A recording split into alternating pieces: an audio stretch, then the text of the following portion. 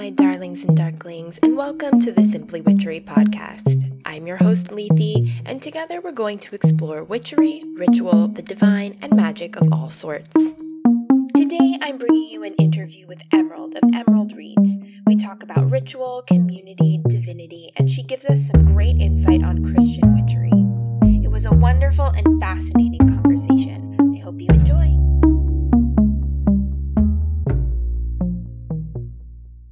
So, hi. I forgot to say hi to the last person I interviewed, so I'm saying hello to you so that the people can hear me say hello.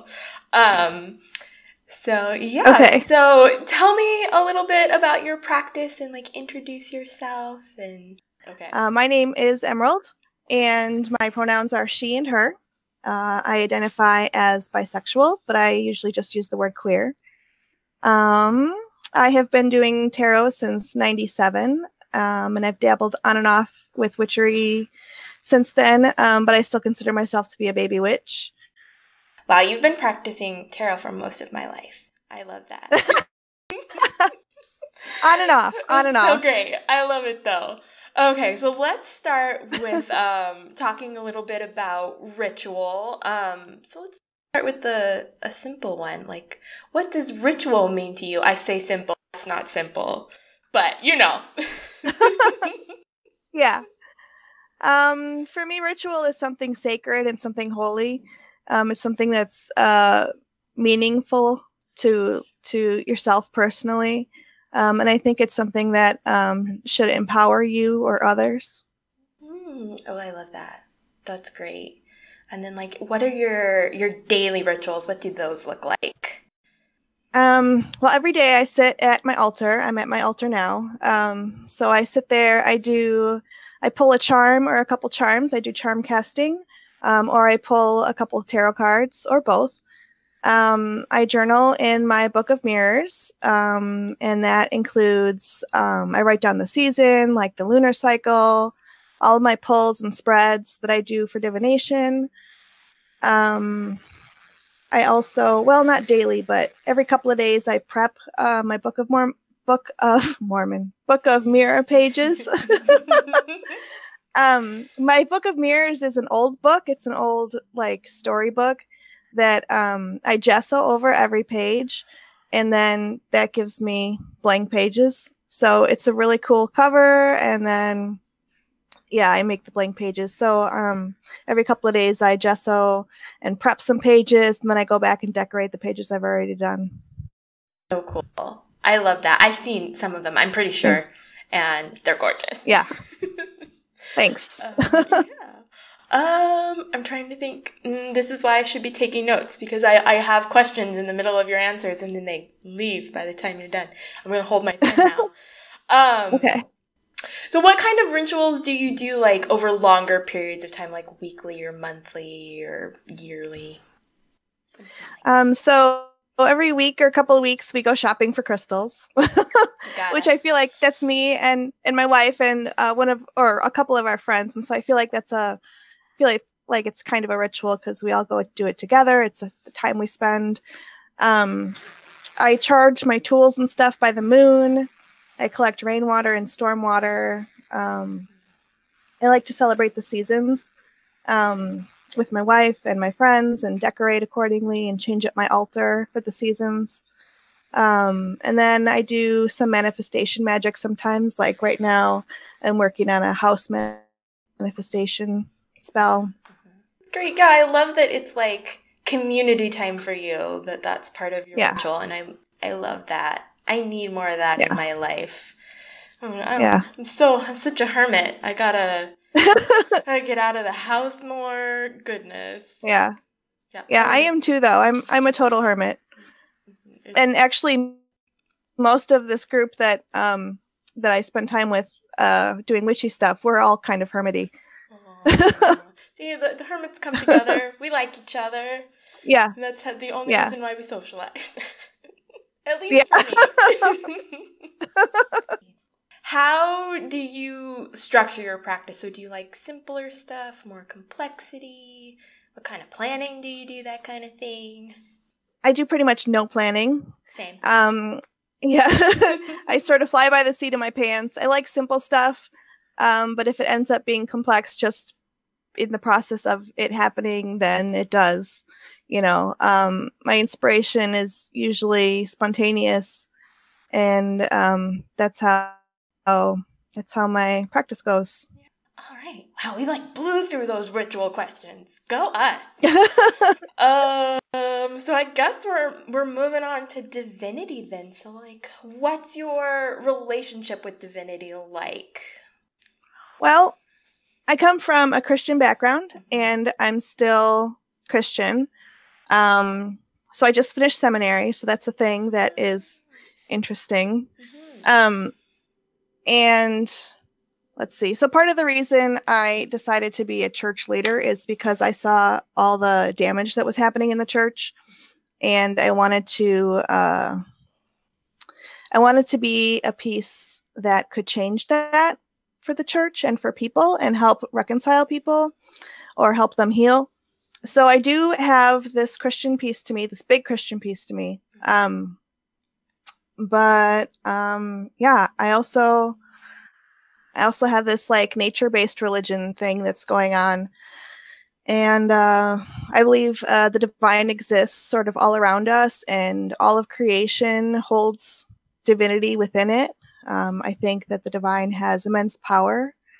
I don't really have any deities other than the Trinity that I work with or anything. That's about it. That's really cool. I love that. I love watching Christian witches. I use quotation marks for people who cannot see me right now. Because not everyone who has a magical practice identifies as witch, but it's just my placeholder word. Right. But it's so impressive to me because I came from a very Christian background, and I'm trying to figure out if it's a part of my practice, where I fit. And so it's really cool that you're actively seeking to heal something that you can see is broken, and I love that.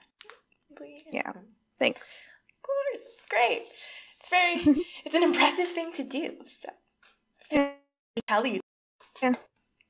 Somebody's got to do it. Yeah. It's awesome that you're actually doing it, because people say that and then they're like, but it'll be somebody else. So it's really cool that you're actually doing something about it. It's great. It's very inspiring. Ryan, so thanks. Of course. What's your relationship with rest like? I plow through things usually. I'll just keep going until I crash.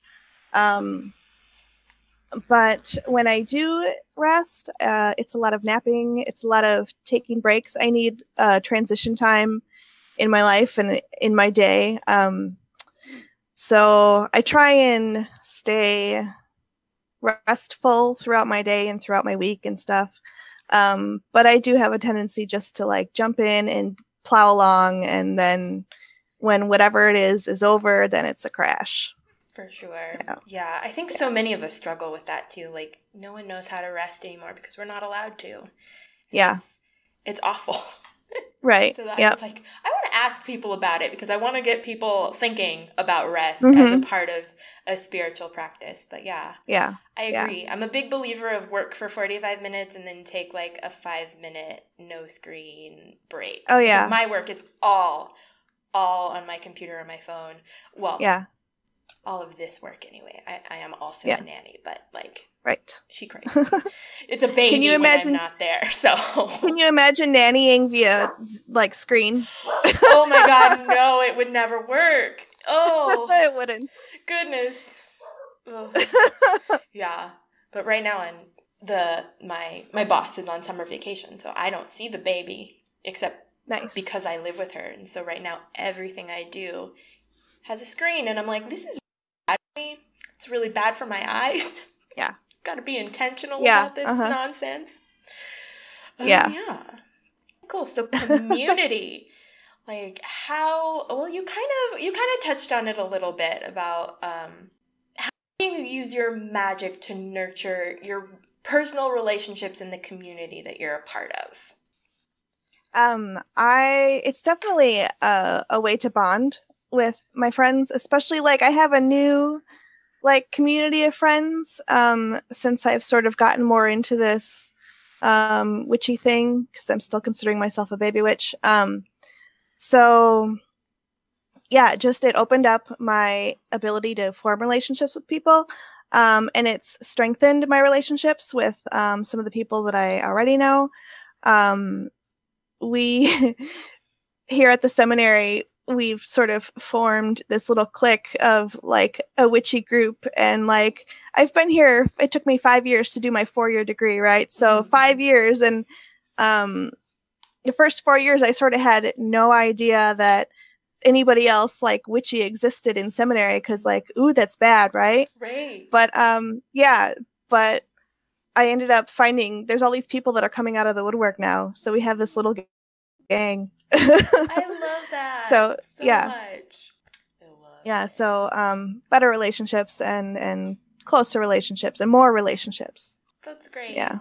I love that. I love that it's like something that we can talk about now, because I feel like like 5 years ago, like I would have not been comfortable having this conversation. Like, right. Yeah, and it's great to see the change in the world, to know that it's possible, especially in these trying times. So yes. We'll do the lightning round like very last, but now let me like just throw a couple of things at you, because I know a little bit about charm casting, but like basically nothing. So if you were going to explain it to someone who knew basically nothing, I basically learned nothing about charm casting from your Instagram, because I haven't had time to like go and do research yet. So right. Share whatever you want about charm casting, I guess, is my thing. Okay. So charm casting is a thing, and it actually forms of it have been around like forever. It's like one of the earliest forms of divination. Throwing the bones, sometimes they call it, and so it's been around forever. Charm casting specifically is there's junk oracle casting. There's now I'm forgetting all the other names of them, but it's just collections of whatever, and so you grab your collection of whatever and you toss it and you read it based on like where things land. So it can include like shells, it can include like things from nature, shells and acorns and sticks and whatnot, or it can include Cracker Jack's toys, or mine is charms, like literally charms for jewelry. Right. So I have just a whole bunch of charms, and I can cast them. There's different ways of casting them, and you just read from them. So fascinating to me, like, because it feels kind of similar to runes, but in like a yes. How do I want to say this? Because I love runes. Nobody think I don't love runes, but I'm going to say this, and it doesn't feel respectful enough to me, but I'm going to say it anyway, because that's who I am. Okay. But it feels somehow like deeper and more like personally intuitive, instead of connecting to something super ancient. You're like creating runes for yourself, which is super cool. And I love that. Each of the things, you develop your own meaning for it, or it's pieces that that have meaning already, so they have a history, and they have a lot to say. So it's in the same category as rune casting. And like I love developing like personally intuitive things, lists. So eventually I'm gonna have to sit down and make my own little bag of charms, because it's so cool. Awesome. Yeah, awesome. We'll do the lightning round. So let's see. So what is your astrological big three? All right. So I'm a Taurus sun and a Gemini moon and a Scorpio rising. I knew 2 of those things already, because your it's my Instagram screen name handle. Yeah, I was like I already know most of the answers to this one. How do you relate to those signs? Like, how do you feel like they apply in your life? This is supposed to be the lightning round, but I'm gonna make you become that's okay. with it. That's okay. I don't know. See, I don't know much about astrology. Gotcha. So, like, I've done my birth chart and I've printed it out like a million times. And yeah, so I don't really know like what planets do what and what signs do what. But when I read Taurus stuff, it usually pertains to me. It usually fits. Gotcha. And then a while ago, at one point, you said something about how your moon, you relate to your moon. Much deeper than the Aries, for sure. Yeah. So whenever I see something that says Taurus, I'll also look at the Gemini and I'll also look at the Scorpio and see if they fit. And a lot of times the moon does fit with me. Yeah, because it's all our feelings are in our moon. And so I'm like, I'm so deep in the feelings. Just always. Yeah, me too. So you got it. Yeah. I always check all three, too, whenever I see astrology posts. And I'm like, the Aries ones are always like, you're going to fight people and yell. I'm like, no, I'm not. I love you, but no. Like, I might think about wanting to do it, but I'll never actually do it. I'm not going to do it, right? Yeah. No, I'm too organized with the Virgo and too balanced with the Libra. I have to think about it forever before I'll do it. Yeah. Yeah. What's your favorite crystal? Grape agate. Ooh, super strange. Yeah. The grape agate comes in these little, like, perfectly circle round guys. The clusters, and they're, right? Yeah. So they're cool. super cute. I love them. And it's all about adulting, which is, like, all of what I need. Yes. What everybody needs. Ooh, yeah. I need to get some now. Yeah. I forgot that it's, like, the adulting stone, and I need some of that in my life. Yeah. It's good stuff. What's your favorite herb? I don't think I have a favorite herb, but I love collecting whatever's in the yard or whatever I can get my hands on, like, locally. Mm-hmm. Like, I've snuck into people's yards before.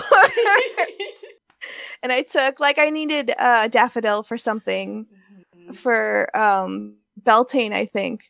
And so I snuck into somebody's yard and just took the dead ones, and only a couple. But I'll sort of, I like sourcing my own materials. For sure. Yeah, I like a nature walk, and I like to bring home a bag full of stones and some pretty flowers. Definitely. What's just your favorite animal? My favorite animal is a dog. I'm definitely a dog person. I love doggos. So sweet. Yeah, me too. So wonderful. All their symbolism is great, too. All that loyalty. Yeah. Everybody needs that. Yeah. Favorite ice cream flavor? I usually do vanilla. Just plain old vanilla. I love chocolate, but I'll usually do vanilla and I'll put chocolate on it. Chocolate syrup. I can't relate because I'm a chocolate on chocolate on chocolate kind of human. So I'll put chocolate on my chocolate, but vanilla is valid. I can agree. I can get behind it. Some people are like, vanilla's not a flavor. And I'm like, yes, it is. It's a plant. It totally is. Usually I do it like when I eat ice cream, I'll have it with the chocolate. I like to have my Earl Grey tea like a London Fog, except instead of the cream, I put vanilla ice cream in it. So I like the vanilla ice cream with something. Ooh, I'm going to have to try that with chai. I would love that with chai. Yeah. You're giving me ideas. What is your favorite season or celebration? My favorite season is spring. I'm just, like, I've only this year since, I missed what comes before Ostara. That is a great question. Imbolc. Yes. Yeah, so I missed Imbolc. I decided I was going to, like, pay close attention to the Wheel of the Year this year, because I'm still learning. So I missed Imbolc, but ever since Ostara, we've been celebrating. But yeah, spring is definitely my favorite. Winter's over. Yeah, especially, I love it. Like, I didn't really appreciate spring until I moved out of Southern California. And then I was like, oh, I get why people... It's not the week of rain like it is in California. It's like actually nice weather everywhere else. I get it. Yeah. Yeah, and it's so like refreshing and rejuvenating coming out of winter, and like you're not going to get more snow. It's not going to be cold anymore. And you get all that new life, which is just always good. I love the flowers and the baby birds and stuff. Yeah. Yes. Ooh, your favorite book. I know this is a difficult question for some people.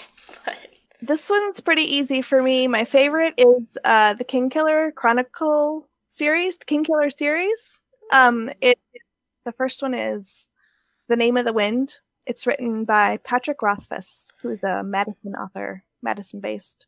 Ooh, I actually haven't heard of that. And I'm in a library right now. I might have to go find it. It's super nerdy, and it's really great. You would totally dig it. Yeah, with your D&D fascination, yeah. And your witchy fascination, definitely. Top 3 pizza toppings. You know, I really like any kind of pizza, except I legitimately don't like anchovies on my pizza. I know everybody says no anchovies, but I legitimately don't like anchovies. Right. I do love a pizza with Alfredo instead of the red marinara sauce. Yeah, I miss that so much. Yeah. Gluten-free pizza is not the same. Oh, no, it's not. I have a gluten intolerance, and it's not the same. It's gotten much better, like, just even in the last, like, year. It's gotten way better, but gluten is delicious, and it is not the same, and it will never be the same. Yeah. I don't know why I torture myself with this question, because I'm like, it just makes me think about how I can't eat bread. Ugh. But yeah. You should ask people what their favorite gluten-free snack is. That's a great idea. I might actually replace this question with that. We'll see. Okay. All right. It might expand your your cuisine. My snacking horizons. Yeah. What's your favorite area of witchcraft in general? Divination is definitely my favorite. It's like how I started on this path, and all the different varieties. Yeah. Yeah. There's so many. And when I first started, I was just like, oh, it's just like runes and like the same deck of cards. And I'm like, oh, it's tiny totally baby. Not. Tiny baby. Yeah. Ooh, yeah. It's great. I love divination. It's just fascinating. And always changing, too. What's your favorite song of the moment? I don't know. I don't have a favorite song right now, but the last thing I listened to was Everclear. And the last song I downloaded on iTunes was Blackwater by the Doobie Brothers. Okay. Do you have anything else? Okay. There's this struggle that I have being Christian and having my Christian background. And not just my Christian background, but still being Christian. And how that works with witchcraft and stuff. I had a hard time because I see, like, you work with other gods and different pantheons and whatnot. And so that's stuff I'm still figuring out. So yeah, I've put some thought into how that works for me and what my practice looks like. I decided I'm not going to work with other gods at this point, but I still feel true and called to the triune God, the Christian God. But there's just so many like aspects and stuff that I'm still figuring out. And I don't think there's one answer. So I don't know. I agree. There's just truth for the individual, and everyone's truth is true because it's theirs. Yeah, I agree. You do not have to answer this, but if you want to. Okay. Have you experienced any like backlash from like the witch community because you are Christian? So far, no. I'm very on social media. I'm very I have my Muggle world and my witch world, and I'm not always completely open on either of them. So I don't go about on my Instagram, for example, like yelling that I'm, Christian, that I'm in or that I graduated seminary, stuff like that.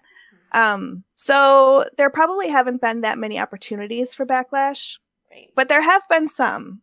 And I feel like most of the time when Christianity comes up in the witchcraft sort of circle, it's similar to your situation where somebody's been hurt by the church.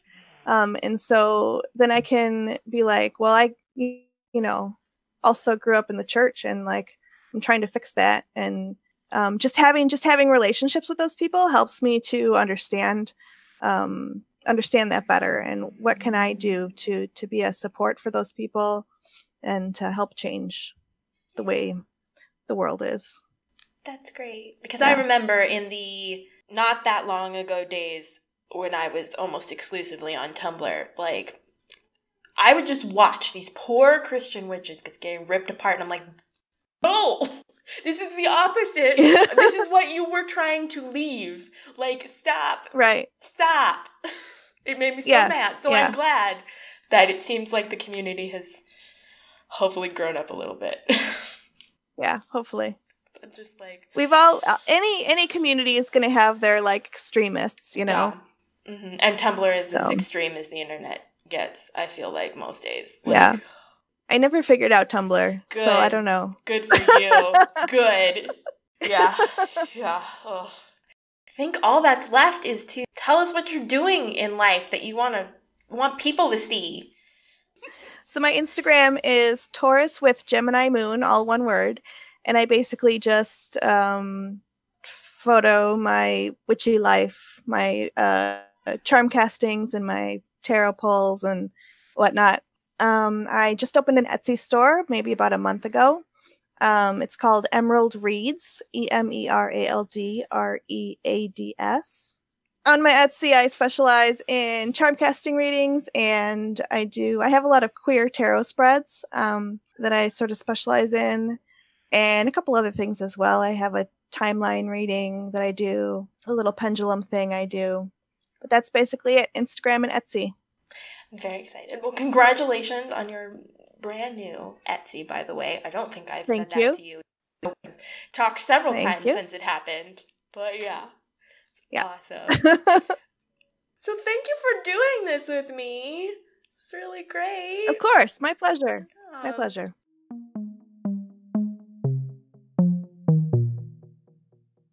Thank you so much for listening. Please subscribe wherever you get your podcasts, and readings and reviews are greatly appreciated. You can find more from Simply Witchery and Emerald on social media. Everything is linked in the show notes. The music in this episode is Where Was I by Lee Rosefear. I'll see